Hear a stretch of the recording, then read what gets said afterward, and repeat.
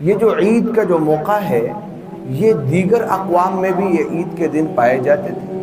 مثال کے طور پر ایرانیوں میں عید کا جو دن تھا وہ ماہ رمضان کہلاتا تھا، اسی طرح عیسائیوں میں اور یہودیوں میں موسیٰ علیہ السلام کا جو دن تھا، جس دن فرعون سے نجات پائی، وہ عید کا دن کہلاتا۔ لیکن جتنی بھی عیدیں ہیں وہ ایک طرف اور اسلام کا جو عید ہے وہ دوسری طرف۔ اسلام کے عید کا مقابلہ ہو ہی نہیں سکتا۔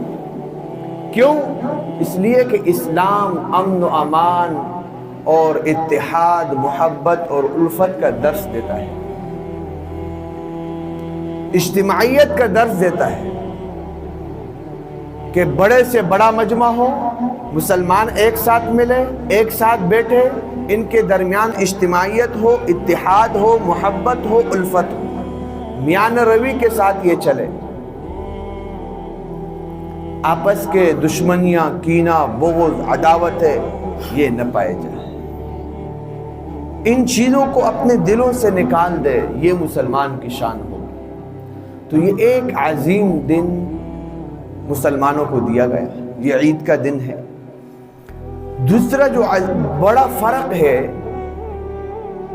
عید کے دن میں، یہ کہا گیا کہ جس طرح آپ نے اس اللہ کے حکم کی وجہ سے پورا ایک مہینہ حلال چیزوں کو ترک کر دیا، اسی طرح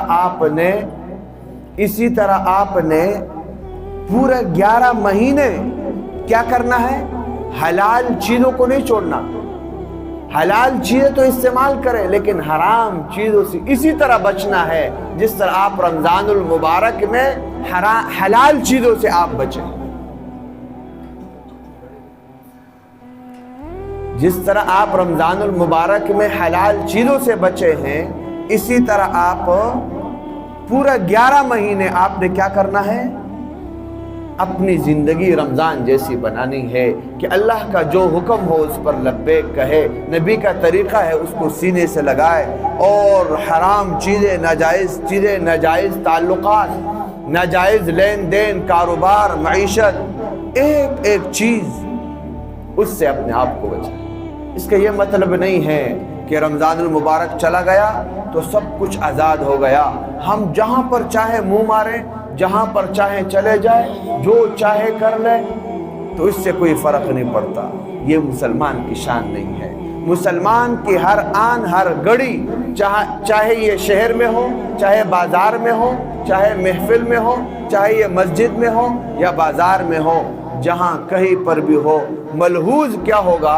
اللہ کا حکم ہوگا۔ تو میرے بھائیو دوستو، عید کا دن ہے، بہت بابرکت دن ہے۔ اس